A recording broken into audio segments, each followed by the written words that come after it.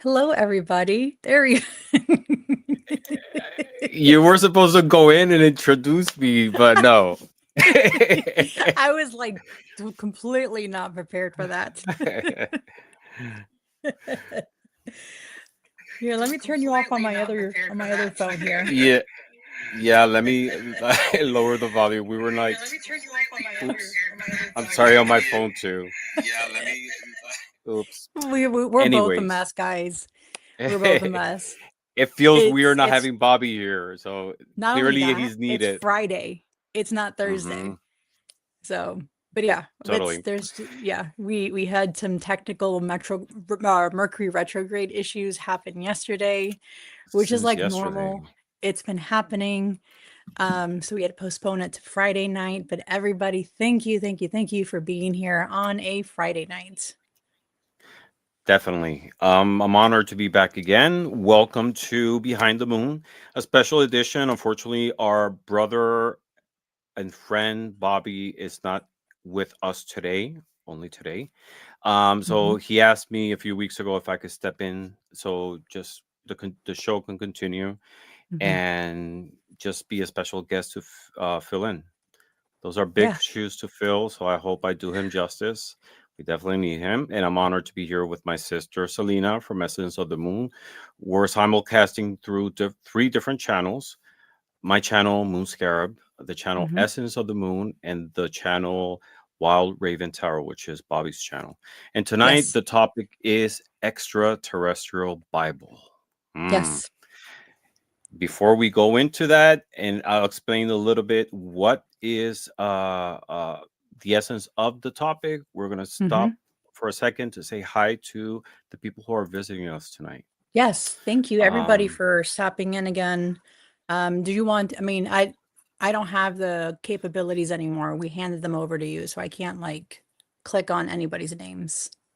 what? Really? So I have the No. power. You do. You have all the power. It was all Oh taken away from no. me so that you can have it and give us your, full biblical interpretations of today's live. So, Mm-hmm. Yeah, so we have Tapestry of the Unseen. Great to see hi you. Thank Lila. you for being here. I'm going backwards because we have some comments from yesterday. Still, we'll acknowledge Mhm. them, but just in case you're not here, I still want to say hi. Silky Steel, Jan, great to see you. Hey, Thank you for hey being Jan. here. Great to see you. Let me just scroll I know down. Jan was here and she was here yesterday Mm-hmm. messaging in the chat. Tapestry of the Unseen. Say Mhm. hi. How are you? Sarah Tarot and Oracle. Hey Great to see you. Sarah. Thank you for being here. We have Draven Michael. Hello. Hey Draven. Great to see you. Anita Mhm. K. Thank you for Hola stopping Anita. by. Hola, Anita.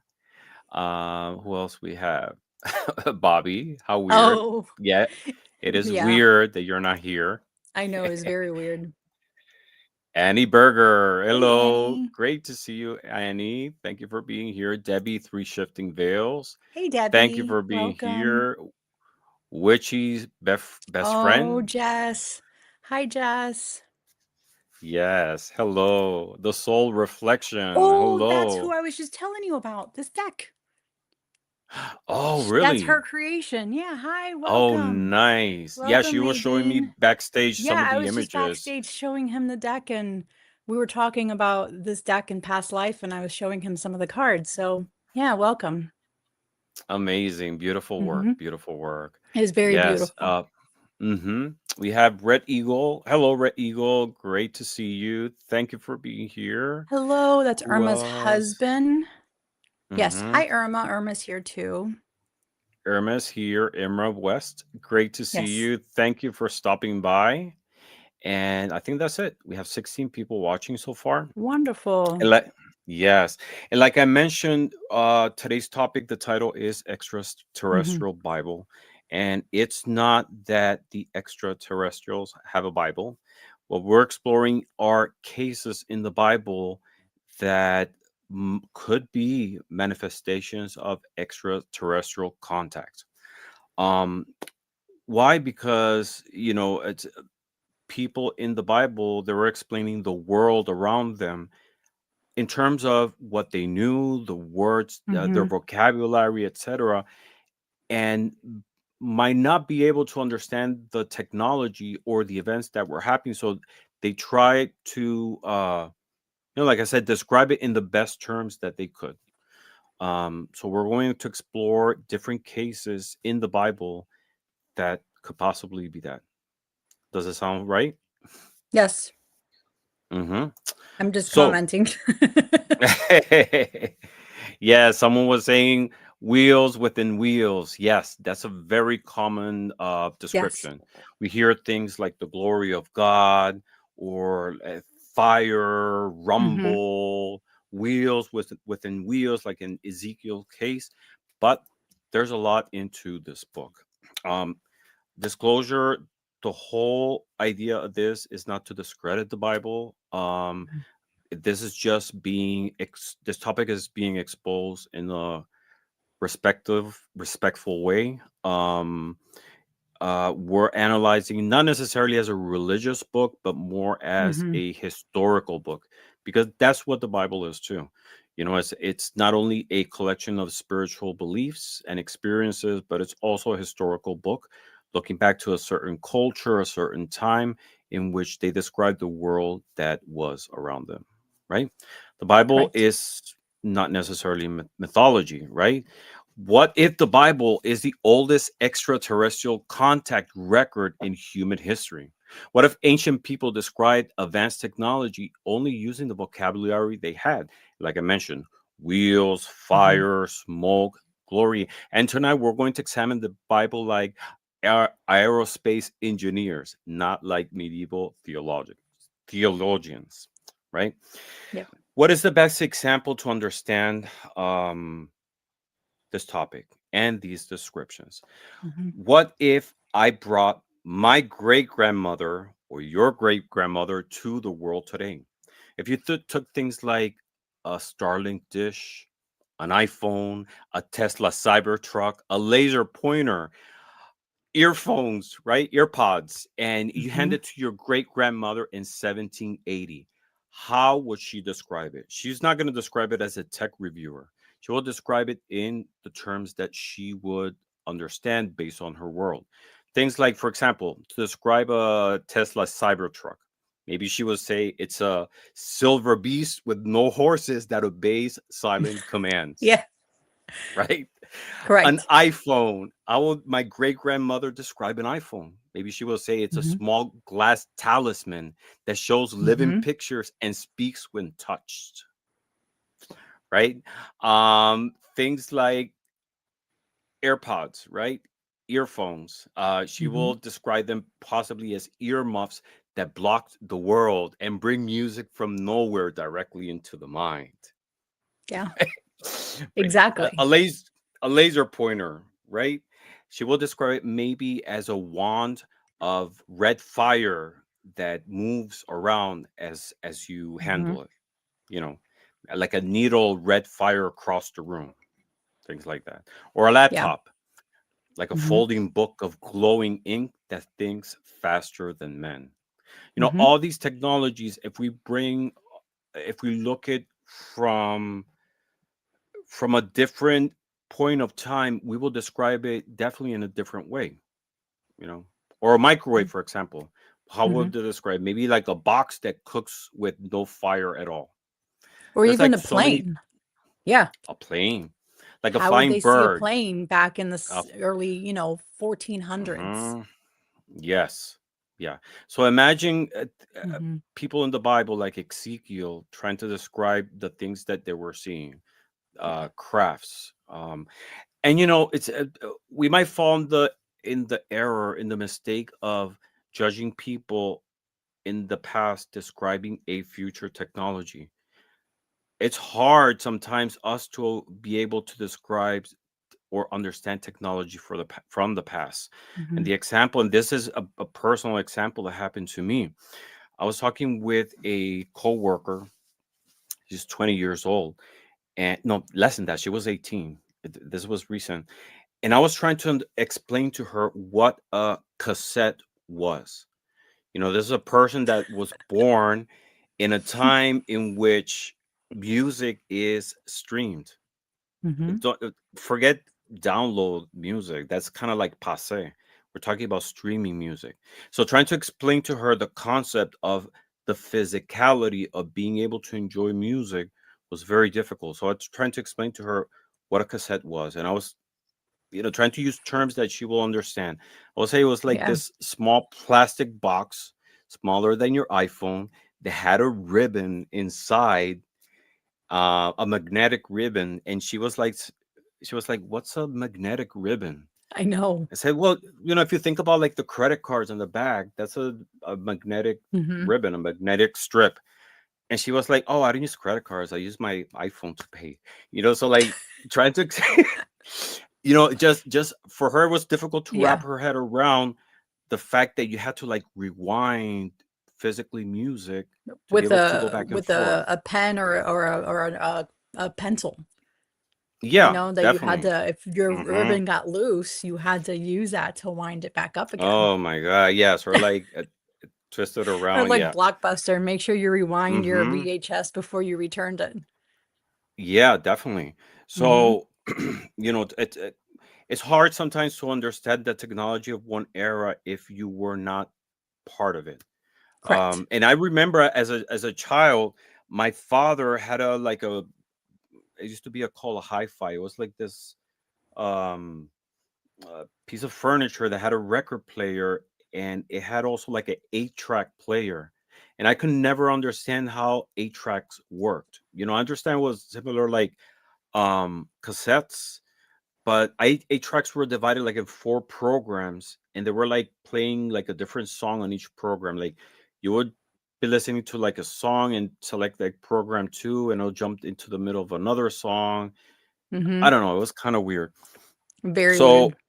yeah, it's us trying to understand technology that we understand to other people Hmm. in who are contemporary with us, younger than us, but contemporary, to be able to understand technology. Just imagine, in terms of things that they know, just imagine people trying to understand things, technology from the future, or technology that was higher from them, higher Yeah. in the sense of being high. Um, so it's we have to understand that a lot of these descriptions in the Bible are filtered through the lens of people. Um, and with that, we have to validate that the Bible is, a library, right? It's a library of different authors, different books, different timelines, and it's subject to, mistakes, misunderstandings. Divinely inspired, yes, but um, it's also influenced by biases and how people perceive the world. Yeah. So, and we see different contradictions in the Bible, and that's understandable. We're humans. We're not perfect. As we know, the Bible is a collection of writings that represent what the Christian faith, belief, divinity is. Hmm. It was picked, chosen. The Bible wasn't facts directly from heaven. There was an active choice of scriptures. It's like, for example, if I Hmm. decide to do a religion on Madonna, singer Madonna, like, and I would like to have a scripture based on my love and my religion for Madonna, what would I select? Maybe a few copies of Vogue magazine, a few copies from Vanity Fair, I maybe love some that. emails that I send between fans, because a lot of the books in the Bible, that's what they are. They're the letters to one apostle, from one Hmm. apostle to the other. And I will collect everything and say, this is the book of my sacred religion of Madonna. That's what the Bible is. Yeah. Because a lot of different scriptures were not chosen, or that there was um an active choice of what it is. So, being filtered through the lens of humans, it was subject also to perception and, sometimes contradictions. We see Yeah. things, like, for example, in the Acts, right? Or how Judas died. That some books like Matthew, for example, says that Judas hanged themselves. But in Acts, it says that Judas fell and his body burst open and his intestines spilled out. You know, a same event. Or like, for example, the resurrection of Christ. Matthew said that Mary Magdalene, uh, Mary, the mother of James, and Salome were the people who were there. Hmm. Luke, for example, says that it was Mary, Joanna, and the mother of James. John says that it was only Mary Magdalene alone. So the Hmm. same event has like Different different perspectives. perspectives, Hmm. different facts that are stated. Hmm. In Genesis, for example, Genesis says that Noah, when he was loading the ark with animals, he picked a pair of each species. However, Hmm. that's in Genesis 6. Genesis 7 says that Noah picked 7 animals, 7 pairs of clean animals, and 2 pairs of unclean animals. So again, the same fact, 2 different versions, and this is not even from one book to another. It's just like from one chapter to another. So there's a lot Correct. of different contradictions. But again, when I say this, I don't mean it in a disrespectful way. Just to understand that there is the Bible is full of our perception of the world. Anything that you want to add towards that before I continue? Mm-mm. We have more people that have popped in. All right. Yes, let's say hi to some other people. We have Coco Chanel, Hey, Coco, Coco's channel, welcome. Coco's channel, not Coco Chanel, You Coco's can call her channel. Chanel. I'm sure she'd love that. Right, I'm sure she gets that mistake often. She's such a We, sweetheart. She's like a sister of mine. oh really? Hello, Yeah. Coco. You're my sister too. Then your sister Yes. Selena, I you're like love my Coco. sister too. Yeah. We have Krista 23. Hello. We have Raven Tarot Meditation. Great Hey, to see Timmy. you. Uh huh. Essence, we have Miss Tarot D. She Hello, says, Essence of the Madrina. Moon, love you, Hmm. dearest. She doesn't love me tonight, I guess. That's fine. Oh, she said hello to me. I'm sorry. Ramon and Hello, Mr. beautiful. Yes, and beautiful Selena. Hmm. Great to see you. Although I'm sorry, guys. I'm like this. I've been working, I think I worked 121 hours in 2 weeks, so I'm exhausted. But this is how you have me tonight. It still look beautiful. Please don't be so humble. Thank you. I got, yeah, yes. So we're going to explore different topics, different cases in the Bible, Hmm. and we're going to start with the case of Abraham and the 3 visitors. So in Genesis, it explains that Abraham was camping one day and he got a visit from 3 different visitors. Who's Abraham? Abraham is considered the patriarch of the Israelites, and he's a very key figure in not only Christianity but also Islam. Hmm. He's considered the father of all the descendants of the nation of Israel. And in the story, which is in Genesis 18, 1 to 5, Hmm. chap versicles 1 to 5, it says that the Lord appeared to Abraham in the site where he was camping, which was Mamre, I think it was called. Um, Abraham received these visitors. Just give me 1 second.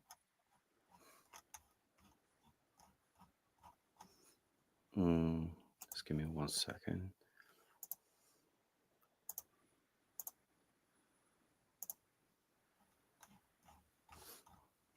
All right, I was looking for some images. So Abraham was camping and he received these 3 visitors. And the reason these 3 visitors came were to announce that they were going to destroy the cities of Sodom and Gomorrah. Hmm. But the story goes into saying that Abraham welcomed the visitors. He cooked food for them. Actually, his servant prepared the food. And they were telling Abraham how the city was going to get destroyed. Um, but during the visit, so Abraham saw the 3 men. He bowed, he offered hospitality, he prepared food, and the visitors predicted not only told them that the cities were going to destroy, but they also predicted that Sarah, his wife, was going to have a son despite the old age. how we interpret this. This could have been a diplomatic contact, like a team of extraterrestrials with human biological compatible bodies, um, establishing a contact with him. um, Abraham, it's at Abraham was 100 years according to the scripture. His wife Sarah was 90, and when she heard, she wasn't in her camp, and when she heard that these three men said that she was going to have a baby, the scripture said that she laughed. And they could perceive that she was laughing and why they were laughing. And uh that's where Isaac came from. Um, but it's told that these three men's were from divine origin, and they knew ahead of time and were telling Abraham what to do to be able to prevent it. So according to the scriptures, or what we understand, that could have been like one of the earlier cases of visitation coming. I know the Bible is full like stories of like Mhm. angels, uh, the angel of God, or angels, or visitors, and these are Mhm. what could be seen as contact from extraterrestrials. So ahead of time, they were giving him information of things that were to come. So, like the sudden uncontrolled arrival could be seen as teleportation or a descent from a craft, the Mm-hmm. technological surveillance or timeline access with their advanced knowledge, mission-based behavior, so like non-human intelligence, goal structure. So a lot of different interpretations of that could be seen as extraterrestrial, like you just said. Mm-hmm. Definitely. But not only extraterrestrial, but also adapted to uh, that they have a biological component, because the Hmm. scripture explained that they cooked a calf for these visitors, and they sat and they ate. But at the same time, they had a divine presence and a divine knowledge of things to come. Not only the destruction of the city, which was a plan, but also that his wife was going to have a son. And Hmm. again, this was a lady who was 90 years old, and the following year, she bore a baby, which was Isaac, who was also from whom the descendant of uh, from whom the people of Israel descended from. Very interesting, right? Very, yeah. I mean, I never Yes. really looked at it this way until you. I mean, we did a little bit with Rochelle's group, but then now that Mm-hmm. since you discussed you wanted to have this topic, I was doing my own research and I was like mind blown. I was like, all of this makes complete sense. Like we could interpret it like this. So Mm-hmm. it's a really interesting topic. Yeah. Yes, and this is us talking about the Bible, but there's like so many historical texts Hmm. from different civilizations. Um, the Anunnaki, for example, Hmm. that's a very discussed topic. Yeah. Description in clay tablets. These are like Hmm. all throughout the world, different culture. This descriptions of interaction of peoples and cultures with things higher than them, things, visitors that come from the sky on crafts that they describe, like flying serpents or Hmm. flying tortoises, um Yeah. Or even that they will describing the describe. Nephilim. Hmm. The Nephilim, describing them, they do closely match a lot of the Anunnaki hybrid stories. Yes, definitely. Okay, second case we're going to explore is Ezekiel's craft. And this is where the wheels within the wheels description comes. So, who was Ezekiel? Ezekiel was a prophet who was exiled in Babylon. And in the ancient words, they were describing this event as wheels rotating, assemblies, eyes all around the craft. Um, like eyes all around the craft could be sensors or lenses.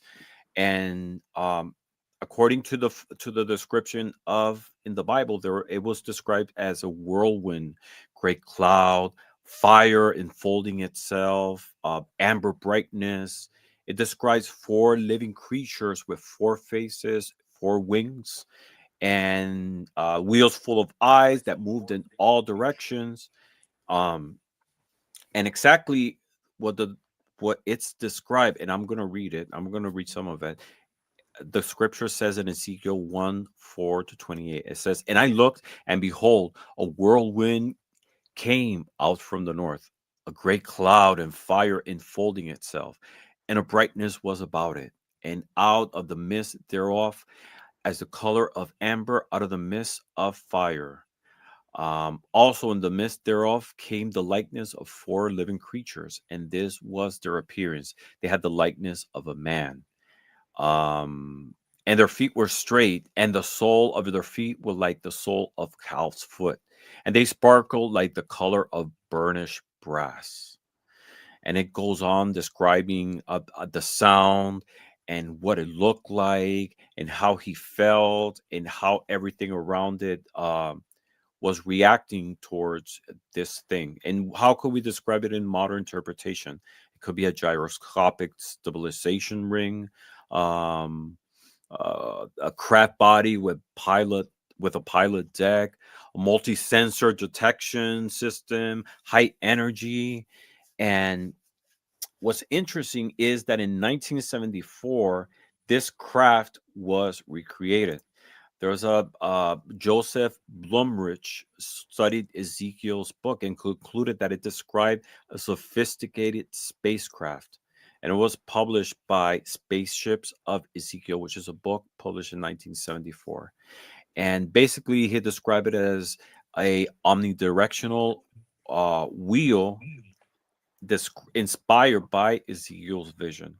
And what he did, he took like all the descriptions that were in the book of Ezekiel and tried to recreate it. You know, the four living creatures, if you take a look again, that were around the craft with wings extended, and each one of the wings moved in its own direction. They try to recreate it, and this is what they came up with. That's It's very amazing. interesting. Yeah, so just imagine 1,000 years ago, someone looking at this, what would they say this is? How would they describe it? So, we have to understand that these are people they were not ignorant. They were, again, describing these things that they were seeing in terms of the world that they already knew. Yeah. Yeah, I think it's Ezekiel's case is like one of the most popular ones, and referred to by a lot of people when they're talking about possible extraterrestrial interaction with people in the Bible. All right, let's go to the next one. The pillar of fire and cloud. And this is in Exodus 13:21-22. And what was happening in this story? It was between Moses and the Israelites. So as you know, the Israelites, after they departed, they escaped uh, Egypt. Hmm. They were for 40 years around the desert.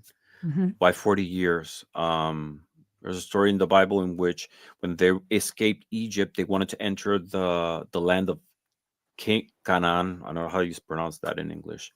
Um, and they sent 12 spies to be able to survey the land that they were going to occupy. Uh, the spies came back and said that there were too many strong people. God, according to the scripture, God sent those 12, told Moses to send the 12 spies to survey the land and come back in preparation to be able to invade it. The spies came back saying that there were too many giants, that they were too weak, they were not going to be able to enter the land.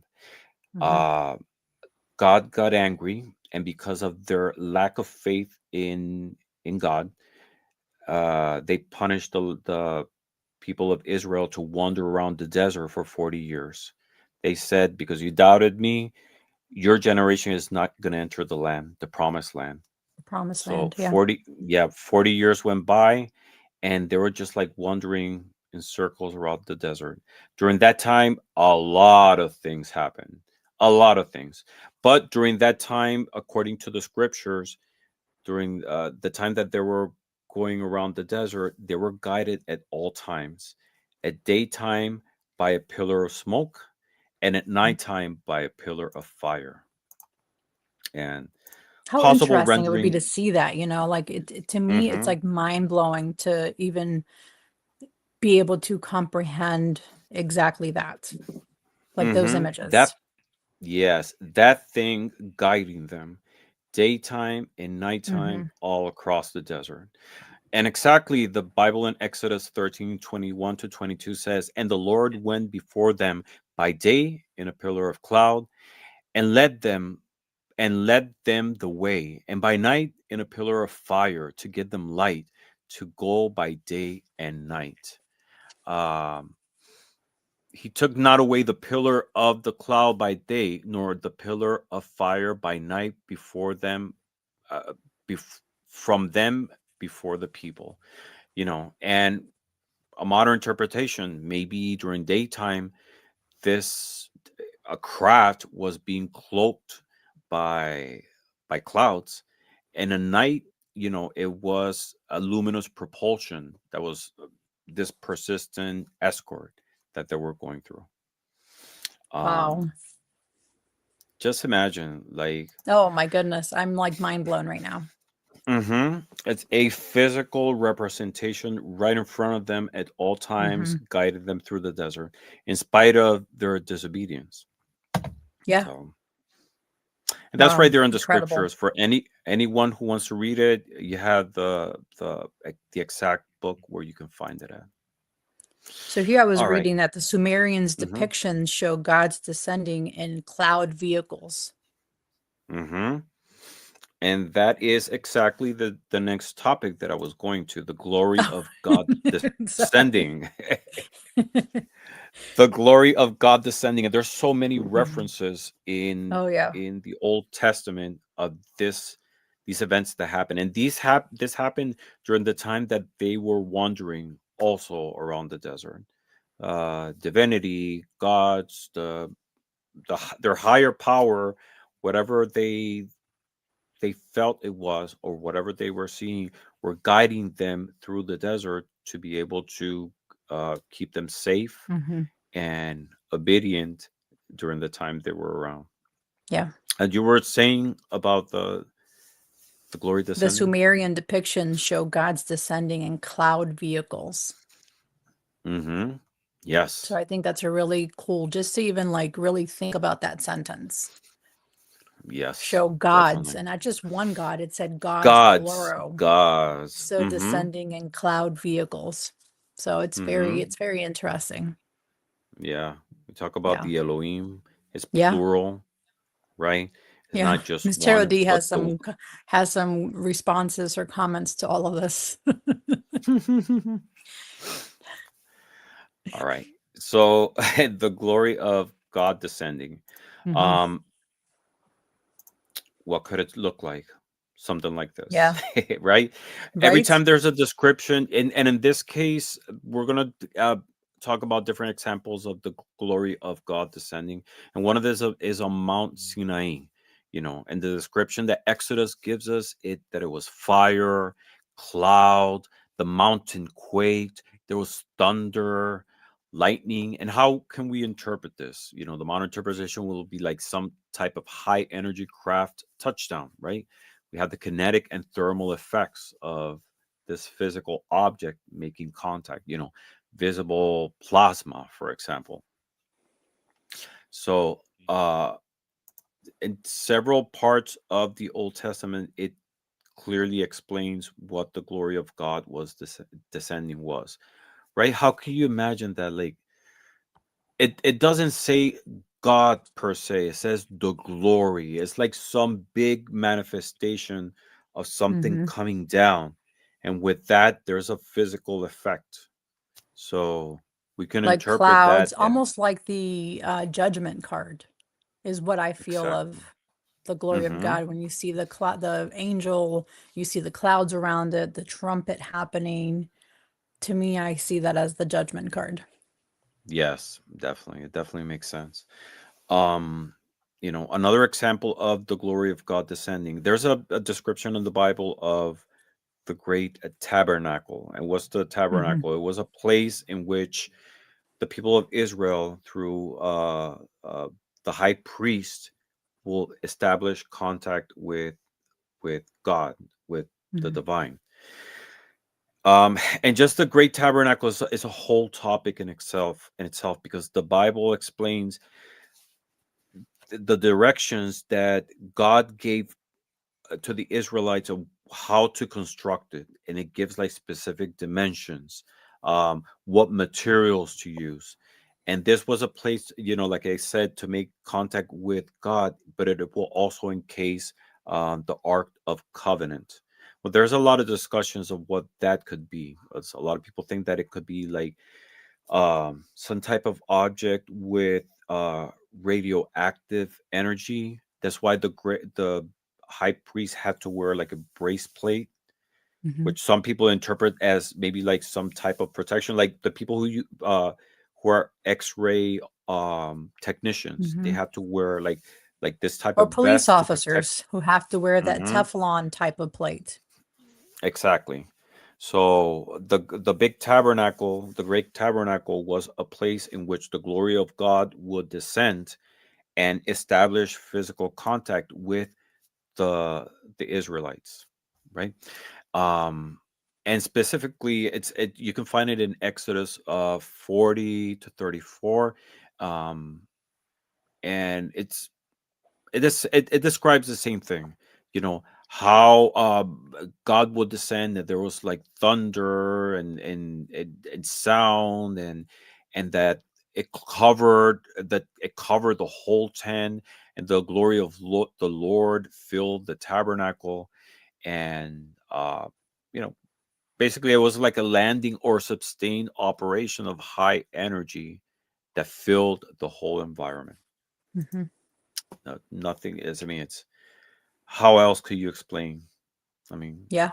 in terms of like something descending, making that noise, and it happened like at different moments. One of the examples also, and this is like my favorite illustration, which I use for the thumbnail. It's Moses entering the glory, and this is in Exodus 24, and it says that this is when Moses went to the mountain and established contact, and he disappeared for 40 days and 40 nights. um and in this case, uh the Bible describes that the glory of God descended, and it was staying still for 6 days. And on the sixth day, the glory of God, his voice called Moses into the glory. And he disappeared for 40 days and 40 nights, and that's Yeah. where Moses actually got the 10 commandments, which were etched. Initially it was Hmm. etched on stones. Then he got angry when he saw how the Israelites were worshiping This other the gods. hmm Yeah, the ox, the golden ox, I think it was. And he got angry and smashed it, and then he had to carve it the second time. So during the time that he was away, um, when he came back, he was described in the Bible as glowing. His hair was hmm different. He also came with the instructions of how to construct the great tabernacle. Um, and again, you can say, he got into the craft and he got an abduction. instructions. Yeah, an adoption is Hmm. clearly an abduction. A I mean, if you want to UFO call it like abduction. that, yeah, an adoption. Yeah. Um, I don't know. I don't know if yeah, adoption might be the word, but I don't know if adoption is it's properly describing it, because adoption is when it's against your will. I guess he True. had no other choice than just to go to the follow the voice. Yeah. But But it or he more like a contactee experience, like being contacted by a being UFO, because they contacted. do lose Hmm. the time. Like for them, 1 hour can feel like 40 days. That's how Mm-hmm. long it is. Like when these people that are, have some type of contact with UFOs or whatever, the time completely elapses. Like it's not, it evades them time. So I It think with the changes. 40 days, I think it kind of goes in hand with how Mm-hmm. time evaded him and he was gone for 40 days and 40 nights. It is a physical, it is a scientific property. The Mm-hmm. universe, it's believed, or the theory is that it's sustained in this fabric, interlaced fabric of time space. Yeah. And depending how the physicality of the object is, like Earth, or it could be the moon, etc., it creates a fold in the time space fabric. Yeah. And the perception, the concept of time is different in all these different places. So Yeah. time I on mean, you and Earth, we've had conversations about time and how it can be either overlapping or can kind of cross with other time frames. yeah, definitely, Mm-hmm. definitely. So time is, I mean, time is a human construct, but Mm-hmm. also our perception of it has is different. And we see it in everyday life. If we talk about 10 seconds, right? 10 seconds is different in the context or the situation, and it Mm-hmm. seems to us like really long or really short. Yeah. If I tell someone Earth is going to end in 10 seconds, oh my God, it's like extremely quick. If you're Yeah. clicking a link on your phone to open a page and 10 seconds pass by, it's an eternity. Like, It's what's like, going oh my on? gosh. Yeah. Yes. It took So, forever to open up the next page when really it's not forever. It was 10 seconds. yeah. So, our Or perception you're of time is. driving and out of nowhere you get home and you're like, how the Mhm. heck did I drive 20 minutes not knowing that I stopped at a light, that I let a car pass in front of me, that I, stopped at the intersection and all of a sudden you're home. So again, that's another one where your time can vary because of whatever mental state you're in as well. Yeah, definitely. Or the concept of a year. Like every year we feel that a year goes by quicker, you know. Like Every we're in year we're November. How the heck did November already yes. happen? Mm-hmm. And we're always busy. I mean, Hmm. I've been a busy person since a young age. But I Yeah. remember when I was 20 years old, 15 years old, a year was such a long time. But now in my 50s, and I'm proud to say it, um, uh, a year is a 50th of this whole time that I've been here. Whereas Hmm. maybe when I was 5 years old, a year was a fifth of my whole life. So the Correct. perception of that unit, which is a year, is different.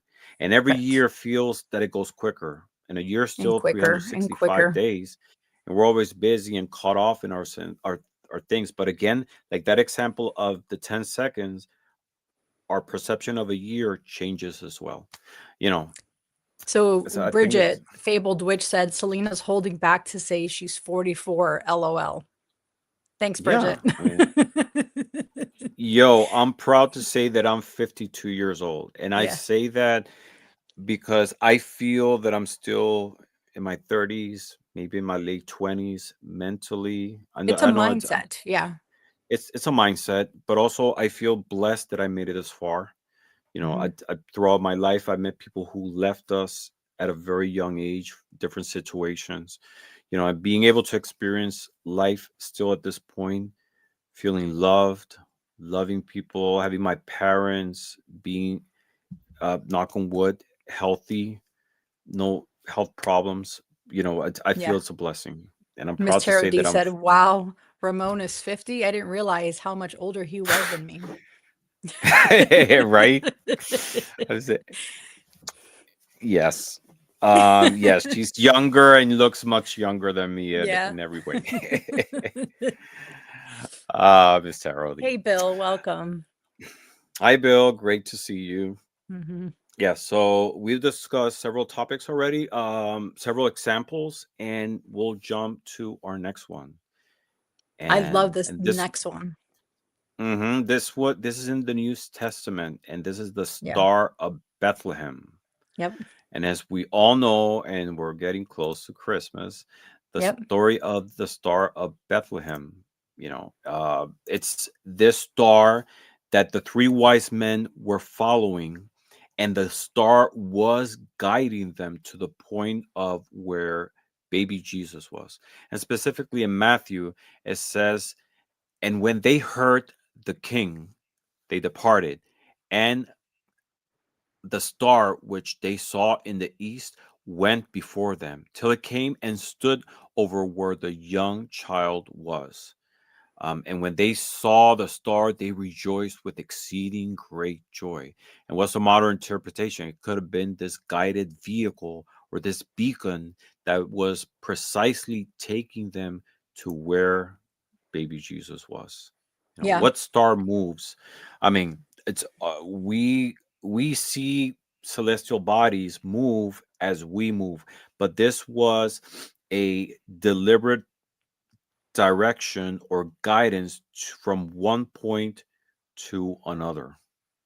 I You think know, this is like the epitome of a UFO description between the right? change in direction, the hovering, the descendant, guide travel routes. I mean, orb craft, light ship, plasma sphere, dimensional beacon. Like to me, it is the epitome of what a UFO would be. Definitely, definitely. And we have to understand the descriptions in the Bible. Again, it describes what they perceive the world as. And we're talking backstage. When I was a child, I was raised in the Pentecostal faith, and I used Mhm. to love reading the Bible, especially the book of Revelations. I was always fascinated by like all these crazy events that would happen, and Yeah. it was so I don't know, it was like a mystery The book, like horsemen a and kind of like everything. And that probably yes, real, I yes. mean, all of the stories really kind of scared me because they were so intense.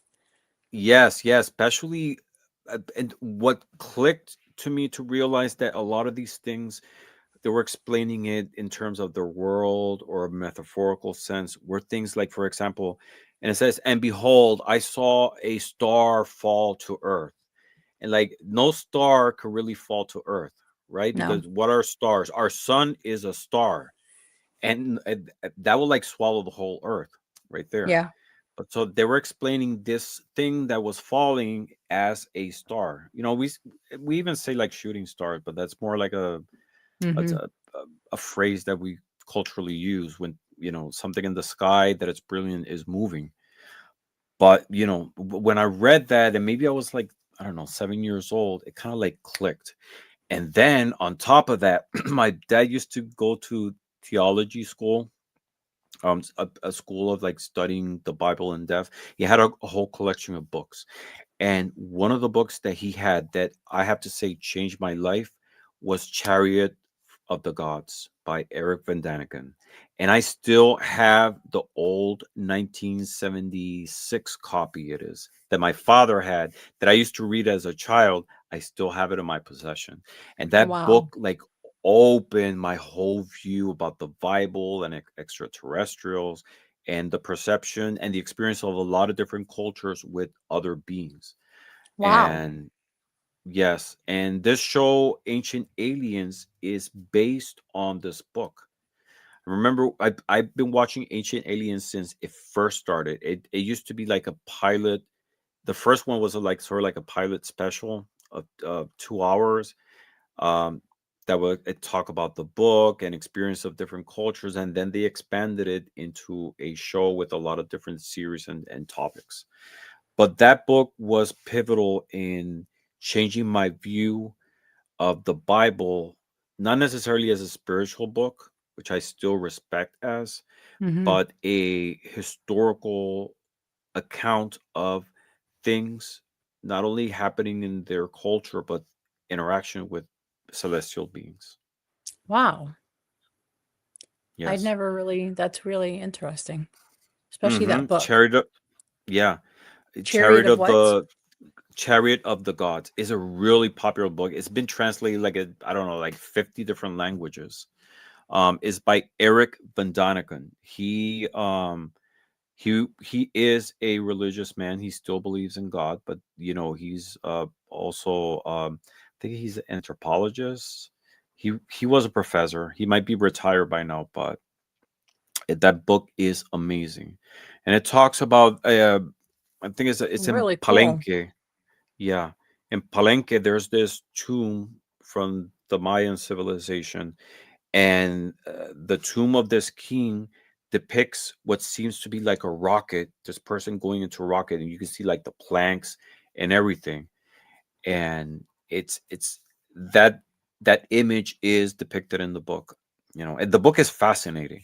It was very controversial, especially Oh, I'm like in the sure. Yeah. 70s, to be able to compare the Bible and extraterrestrial beings and things like that. But Yeah. you know YouTube has or not YouTube, Amazon has the book for 1488 paperback, 1519 for hardback. yes, So I'm Chariot going to of the post Gods. this in Hmm. the chat here.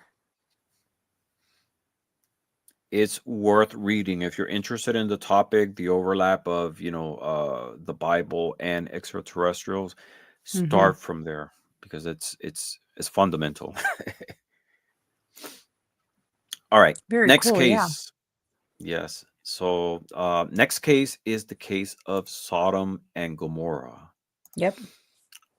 and in this story, it talks about the destruction of two cities. Like I mentioned before, three visitors went to Abraham to announce that they were going to destroy the city. And in the city, there was this family, and this man, his name was Lot, Lot, Hmm. and he was warned before the destruction of the city that both cities, Sodom and Gomorrah, were going to be destroyed. Why was the city being destroyed? It's not like a lot of people say that these were two cities that engage in homosexuality. No, it was the wickedness of the city. There was like a, a lot of horrible things happening there, and the discuss of the crimes and the degradation that happened in these cities Hmm. got to the presence of the Lord, of God, of the people above, that they decided just to like annihilate the whole city. Um, and the story, visitors came to Lot. Lot was, in fact, actually the nephew of Abraham, to warn him because he was like the only person in the city, him and his family, who were like uh, just in the eyes of God. They came to warn him the city's going to be destroyed. You gotta go. And they gave him instructions: leave the city, leave everything behind, don't look back, just go forward. So on the moment that they were escaping, Lot's wife stopped and stayed behind to look as the city as it was destroyed. And according to the scriptures, she turned into a pillar of salt. Hmm. So If you flash look back, combustion. yes, yes. And if you look back, this seems to be like a destruction of nuclear power, to the point that it reached to her, it it killed her, and she could have, like a lot of like things that are destroying. There's videos online of how a nuclear destruction happens. This old footage from the 50s, it turns everything in ash.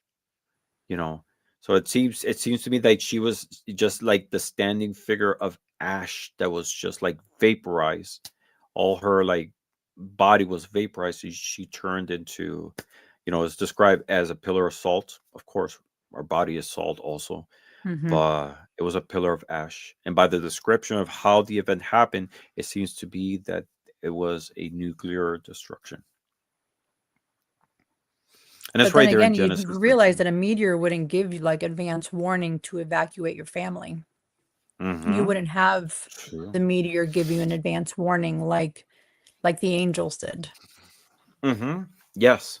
Yeah. If it was a meteor, you say? Hmm. Yeah. It wouldn't Because they give you don't give like. you advance warnings that it's coming. They didn't have the technology to be able to see those coming. Mm-hmm. Yeah, the knowledge to be able to like Hmm. track these Technology or objects. knowledge to track them like we do Hmm. now. Yes, definitely. I totally agree. All right, so let's go to the next case, and we're talking about Elijah's extraction. Da-da-da-da. And Elijah was taking it just by a craft, according to the scripture, is a only person who's never seen death. And it's described in Second of Kings 2:11. It says that a chariot of fire Elijah was taken up by a whirlwind, and there was nobody left. He was just taken. It was like a vertical retrieval, the craft that extracted Elijah. And specifically, it says in the book of Kings, the second book of Kings, it says, "And it came to pass, as they were still on and talked, that behold, there appeared a chariot of fire and horses of fire, and parted them both asunder. And Elijah went up by a whirlwind into heaven." Like I said, what's the modern interpretation? Was a vertical retrieval or an adoption extraction scenario that happened right there. Such a cool image. Why? Right? Why? Who knows?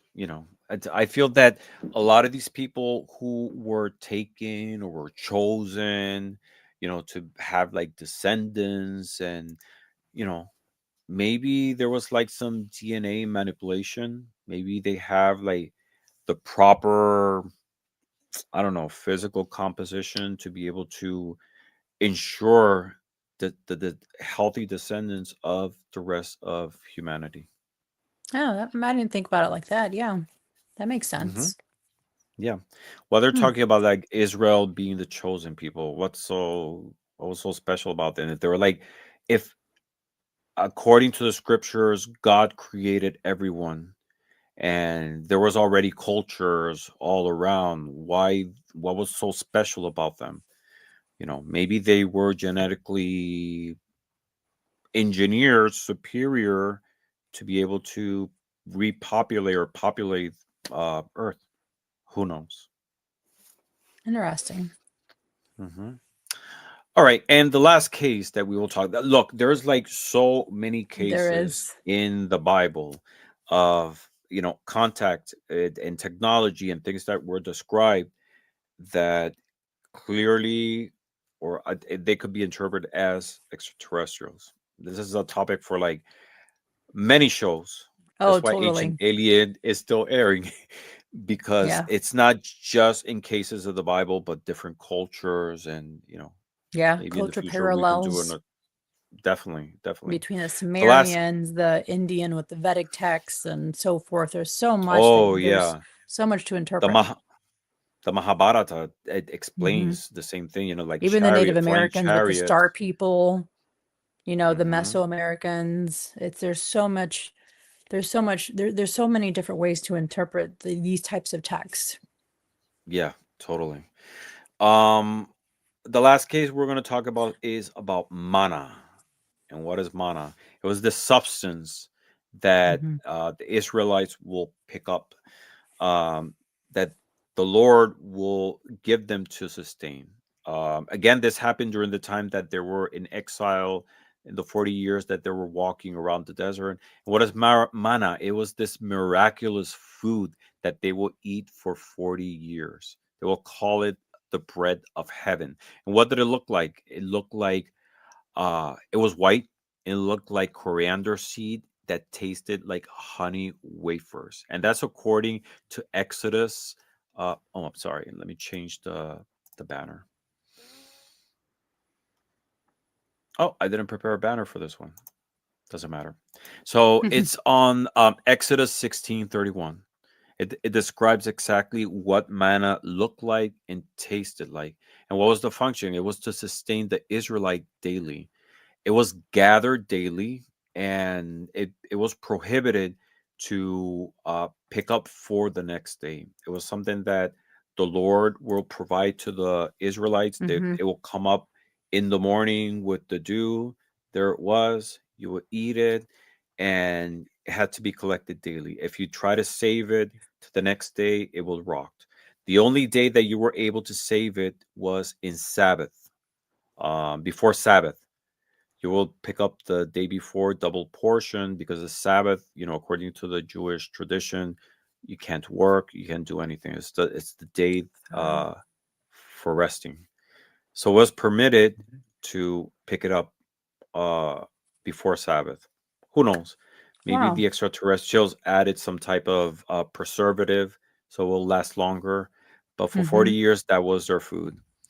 Um, at first, the Israelites, especially the ones who recently left Egypt, hated it, but they were tired of it, and Yeah, I they remember got in that. conflict with God because they were saying, "Oh, we're much better in Egypt. We could eat meat, and you took us to the desert. We're in the desert eating this thing." For 40 And of course, years, for 40 years, yes. And there's eating like some only manna. Can you imagine? yes, eating this white wafer that tastes like honey. But, it sustained them. And, there's a show in Ancient Aliens that talks specifically about mana. They talk about the mana machine because there's a description of like this technology from which they could like save mana or make like extra mana for Sabbath. It's something like that. But it's believed that it was some type of algae with a nutrient that can sustain life. And there's like, Mr. OD called it's it alien protein bars. it could be, yeah, definitely.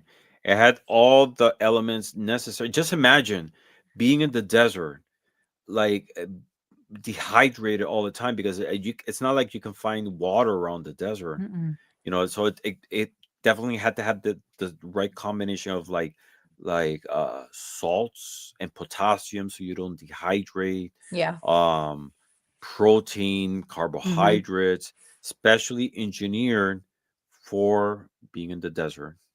Yeah. Simple as that, you So know. definitely alien protein bars, Miss Tarot D. There you go. That was perfect example, and it with Yeah. honey flavored. So, yeah, so I hope throughout the show I presented you with some interesting cases of what could be looked You did.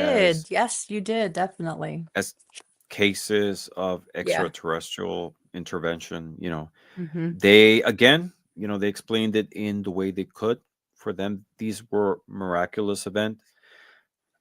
Being extraterrestrial or not, you know, um, in this modern world in which we see Mm-hmm. things different, the message here is never lose the magic.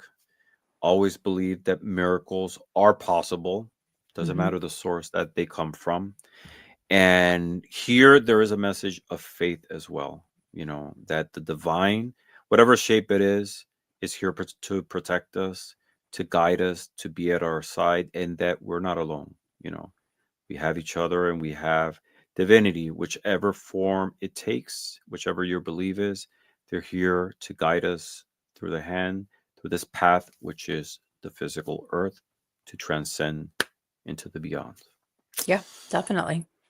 Nicely said, Ramon. Thank you so much for joining us on and with this incredible topic. This is something that I've thought about recently with, how I mentioned with Rochelle's show, but never really had anyone to really chat with about it besides that group. So it was nice Mm-hmm. to have a different perspective, see your perspective on it as well. Totally, totally. Yeah. Thank you very much for everyone. So this was awesome. I'm so happy you all Lila. enjoyed it. Yes, and someone says Eric Van Daniken went on the Irish Granite. What? Are you kidding me? How did you miss that, Ramon? How did I what? Were you in I Mexico at gotta that go time? back. I don't And look know, for but I it. did not know that. That's like Madonna coming to my show. Like, what the hell? Why don't you invite I him on gotta your show? Reach out to him. oh my god, yes. That'll be like an awesome episode of Behind the Moon. Just having him, the three of us chatting with him. Oh Yeah, my bring goodness, bring him that on. he is a legend. Krista, thank you very much. Thank you. thank you everybody for your support, for Yeah. still hanging around. There's still For 24 Irma, people Miss Tarot watching. D, Coco, Swampy, Roman. Oh, Roman's Thank you here. all. Mm-hmm. Hello. Thank you, everybody. Thank you, And Madrina. what's coming Red up with you, Eagle, Selena? thank you. Bridget, I mean, so many in here. Thank you all for sticking around Yes. and getting the chat moving and conversing with everybody. Yes. You got anything coming up? I do not. I have been like resting, guys. I've had other shows that I've had planned, like my interviewing and stuff with other people, and I'm so busy and I just do not have time to do that. Like I barely have time to do this show. Hence why I look like this. But I've been Mm, working so much and then school has been really busy. So I've been really busy with school. You know, I've been writing 2 papers for my abnormal psychology class every weekend and with normal topic discussions throughout the week. So, and exams on the weekend. It's been very busy, guys. Very busy. mm-hmm. I hear you. I can Yeah. totally relate to that. Yeah, But you too. sometimes we You're have to always like busy too. too much, too much. But Yeah. this for me, this is a therapy. Sharing with people in the Yeah. community, going live. I Yeah. should force myself a little bit more often to do it. But the important thing Yeah. is not the quantity, it's the quality. And Yep. being here was I mean, you had a really awesome. good one with Roman a couple nights ago. That was a really great show. That was a great show. Yes, Yeah. yes, It was great to definitely. That was learn a more about Roman. Even though I knew a lot of the stuff that he said, it was nice to be able to sit there and listen to him talk to you about it and re-listen to his stories again. mm-hmm. So Definitely, it definitely. was really, it was a really great show. Yes, And thank you. Roman, And to he's another up and coming guy in our community. And, thank you also, Soul Reflection. She's still in the chat. Nadine, the one from the deck. She just said great show. So thank you for sticking around and listening to this conversation. But yeah, the live with Roman was phenomenal. Definitely check him out, guys, if you don't already follow him. And subscribe to Ramon's channel if you're not already subscribed to him. And he does a lot of walkthroughs and his interpretation of the major arcanas through music and his interviews with In Orbit. So he has a lot of great Mhm. stuff on his channel if you guys don't already follow him. Thank you, thank you. Yeah, I Yeah. have a show called In Orbit with, and I interview Mm-hmm. people from the community, Yeah. people who are deck creators, people who have channels, Mm-hmm. people who don't have channels. It's just a conversation about, learning a little bit more about people's spiritual path. There's always something to learn, Yeah. and trying to give people a platform in which they could get to be known a little bit more, connect with other wonderful people Correct. We all have a in the story. We community. all have a different story. We all have different levels of abilities. How we read is different. No two people read the same way, even though there's the same, typical, this is what the 78 cards mean. People, different people interpret them differently as well as using your intuition. So we're all very different in our community and we all have something important to bring to this community. Definitely. And there's so many Yeah. people who I want to interview. One of them is here, Bridget. Yes, We Bridget. haven't I can't connected wait. yet. And I declare I'm not gonna do another in orbit with until I get Bridget. Bridget has to be my next one whenever that is. Oh, So Bridget. That's going to we be a have good to do one. But I it. love everybody um, that you've had on there. Like it's been, I mean, I was on there as well. I was with you. So hmm Bill was on there. Miss Tara Yeah. D was once upon a time, a year ago, maybe. Uh-huh. Yeah. Yeah. Miss So Tarody was my first one. Was my really first guest. Yeah. I had Simon nice. from the Hermit's Cave. I Mm-hmm. had Ginger, Yeah. Nancy, Nancy, Jeff, Viviani. Bill, Viviani. Yeah, so Yeah. far I had like 30 guests throughout Lennon. I think you had Lennon this Smith on time. there. No, I haven't had her yet. I No, I want thought to you, have her. Did I? unless she did some other show with you. I know she's No, been on your no. No, she hasn't been. She's another guest that I want to get. Really? Okay. Uh-huh. Yes, yes. There's so many people, I'm telling you. Oh, I This like know. I'm the this same way show with will me run just for a now long time. starting to interview people. I've had I had Bridget was first, and then Miss Tara D. I have, Sophie the Midwest Magician coming on, I think not until December because we're so busy. And my schedule is so busy with work and school and early rituals here. Hey Tom. So it's Hey, nice Tom. to Tom was in my show too. I Nice. interviewed Yeah, Tom Tom and too. I have been trying to get together to do a live on going over the Baphomet Tarot deck from Travis McHenry. I don't know what happened, Tom. Mm. You never messaged me back when you were available. Hmm. He says, "Hey, I'm still alive." But yeah, it's just, but we're all busy. We all have life. He went MIA on Selena. Yeah, you did. You ghosted me. Hmm. It's okay, Yes. Tom. I know. I mean, I've been very, very busy. Yes. So, and So I've had to we gotta cancel a do it. couple other shows. Yeah. We gotta do it's late. I have to wake up at 3 a.m. Yep. But we have to do another show. I would love to do like readings using either extraterrestrial theme decks, and Yeah, I totally. have a Because I few of brought some them. extraterrestrial decks today.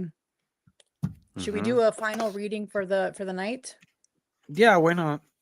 A Okay. collective. Let's do a Yeah, let's collective. do a collective reading. Hmm. I'm going to Okay. use an oracle deck, Mystic Martian Oracle, since we're discussing that, Okay. which is a fun. It's from Rock Pool. It's such a fun deck. Um, I also have the Biblical Tarot, which can probably be my tarot card to go with it. So Okay. I'm using, let's Ah, see, I have Golden three. Roman says Selena is from another planet. I have like this extraterrestrial oracle, which I got a while ago. Images are beautiful. Yes, Has like Krista, there is. messages. Biblical Tarot is There a, is a Christian biblical. Bible deck. Yeah. Uh-huh. So I it's a my really, copy it's a I really got good from deck. you. Yeah, you did. Yeah. You gifted me Mm-hmm. that deck. I have a I have two UFO Lenormands. I have an alien Lenormand which you gifted me, which is Mm-hmm. beautiful. And the one I got tonight is it's a UFO one. It has like flying saucers all around. Ooh, that's a cool one. Yeah, it's a really I cool also one. have Yeah, this one, the well, Galactic Star Tarot, which is really good. It's from Hay House. I know a that's lot of people beautiful. have this one. Yeah. Clover. Yes, I've Yeah. seen that one. And then I have this one. It's a UFO tarot from Los Scarabeo. It's a really old one. You sent me a Etsy version of that, didn't you? I did, Yeah, right? I use that for Yes, yes. my when I'm making my my oils for my coffee shop. I Mm-hmm. use that deck because I always incorporate tarot with my oils when I'm making them. I always put tarot Mm-hmm. cards around them with the energy of the tarot card and a candle of some sort and my oils that I'm making. So I always add like tarot cards. So Mm-hmm. that's a deck I use. Yes. Hmm. Beautiful. All right. Let's see.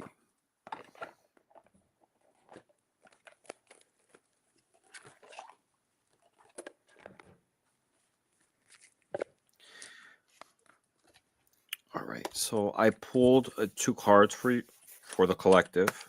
Um, the first one is the Mountain from Lenormand, and this is a card that talks about difficulties, obstacles, things in our path that seem big, seem difficult, seem challenging, but these are not impossible. Whatever the mountains are that are in our path, we face these every day. We face these all the times, but these are sometimes like that exercise that life or the divine gives us to prove ourself our strengths. A lot of times we face them and we say, no, I can't do this. And in moments like that, that's when I go the quickest into it. Things that I fear, I go head on.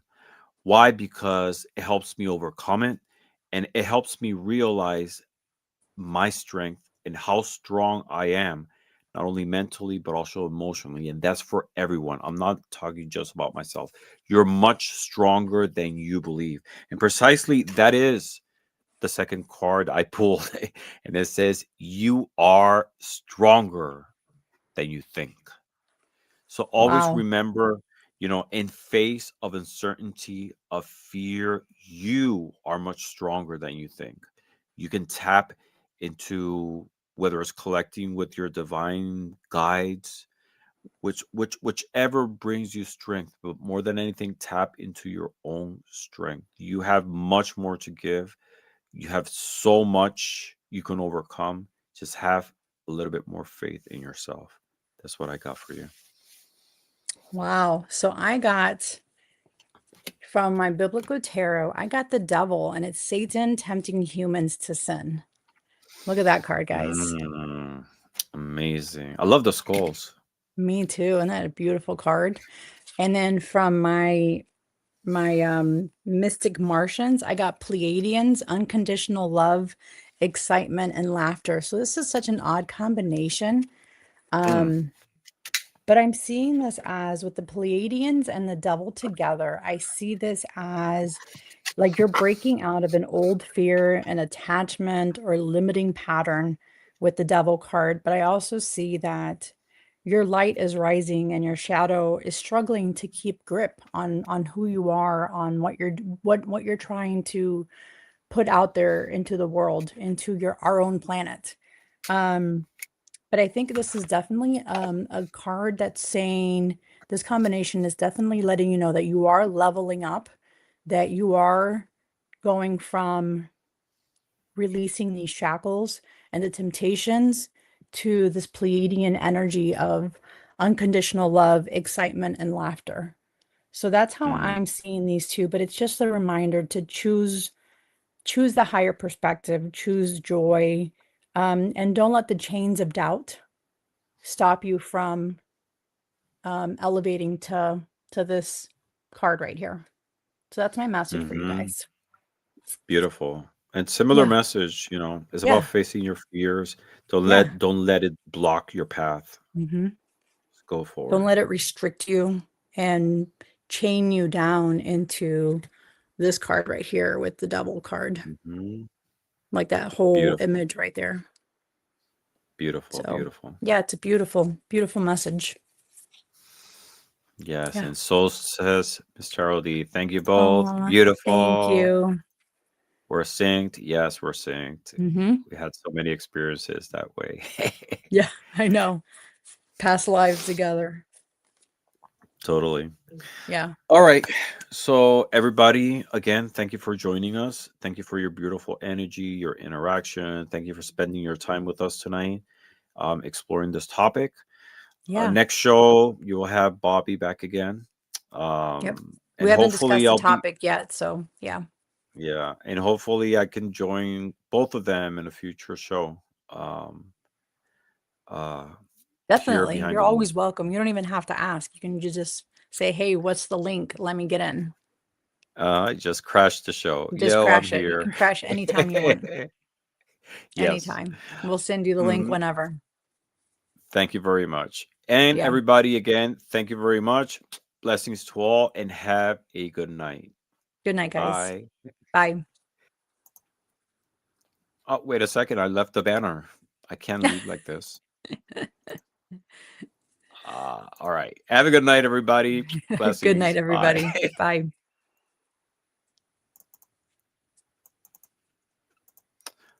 All right. I'm still lingering. Yeah, Bye. you're fine. He doesn't want to leave. No, I still